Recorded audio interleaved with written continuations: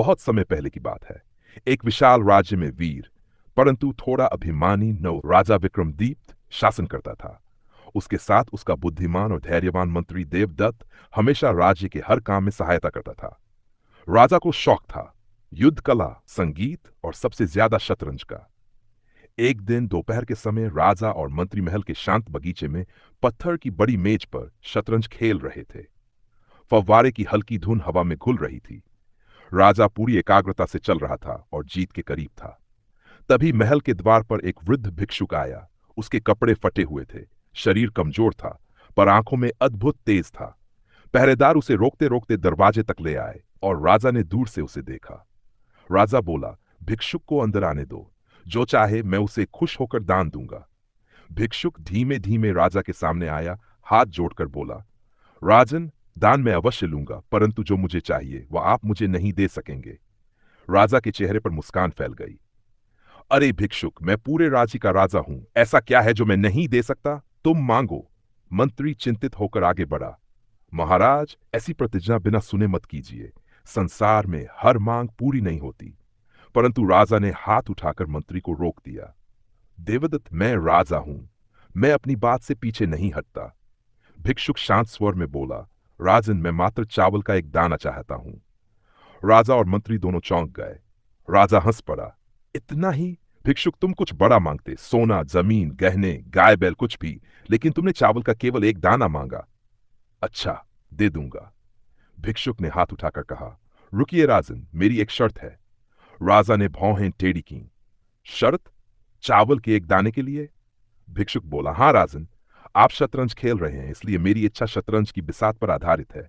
मेरी मांग यह है, पहले खाने में एक चावल का दाना रखें, दूसरे खाने में उस दाने का 2 गुना यानी 2, तीसरे में 4, चौथे में 8, और इसी प्रकार हर अगले खाने में चावल की मात्रा 2 गुनी होती जाए।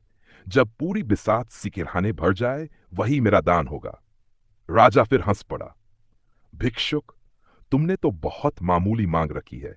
हमारे राज्य के गोदामों में पहाड़ों जितना चावल है, तुम्हारी ये छोटी सी मांग मैं अभी पूरी कर देता हूं।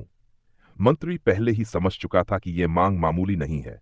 उसने धीरे से राजा के कान में कहा, महाराज, 2 गुना बढ़ता हुआ दाना दिखने में छोटा लगता है, पर इसका परिणाम पहाड़ जैसा बड़ा होगा। यह गणित का खेल है, कृपया सोचिए।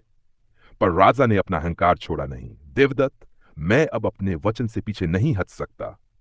फिर भिक्षुक की ओर मुड़कर बोला, तुम्हारा दान तैयार किया जाए। राजा ने तुरंत सेवकों को आदेश दिया। पहले खाने में 1 दाना रखा गया, दूसरे में 2, तीसरे में 4, चौथे में 8। शुरुआत में सब कुछ साधारण लग रहा था। महाराज मुस्कुराते रहे। 10वें खाने तक पहुंचते पहुंचते दाने फास्टर हो चुके थे। 20वें खाने में पहुंचे, अब दाने लाखों में थे। 30वें खाने में चावल के बोरे महल में ढेर होने लगे। राजा की मुस्कान धीरे धीरे गायब होने लगी। मंत्री ने चुपचाप कहा, महाराज, अभी आधी भी बिसात पूरी नहीं हुई और चावल इतने हो गए कि आधा गोदाम खत्म हो चुका है। राजा घबरा गया, पर फिर भी बोला, चलते रहो, हम राजा हैं, हम दे पाएंगे। पर असल मुश्किल तब शुरू हुई जब वे 86वें खाने पर पहुंचे। अब दाने अरबों खरबों में थे। राज्य के सभी गोदाम खाली होने लगे।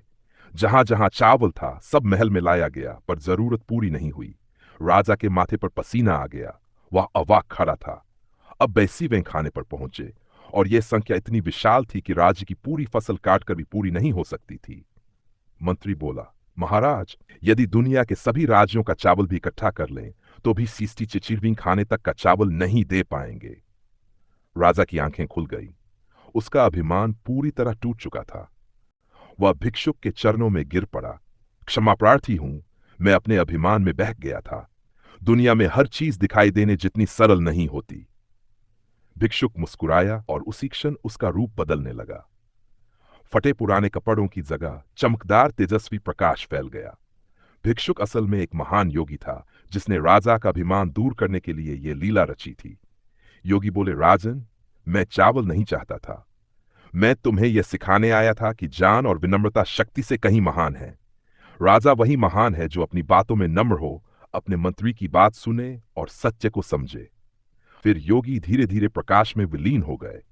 राजा ने गहरी सांस ली और मंत्री का हाथ पकड़कर बोला, देवदत्त, आज मैंने एक बहुत बड़ी सीख ली है। अब मेरे राज्य में कभी अभिमान को जगह नहीं दी जाएगी। जान और विनम्रता, यही सच्ची शक्ति है। उस दिन से राजा और मंत्री और भी समझदार बन गए। राज्य में निर्णय बुद्धि और विनम्रता से लिए जाने लगे। प्रजा खुशहाल हुई। और उस दिन की घटना, शतरंज की अद्भुत भिक्षुक कथा, सदियों तक एक सीख बनकर सुनाई जाती रही।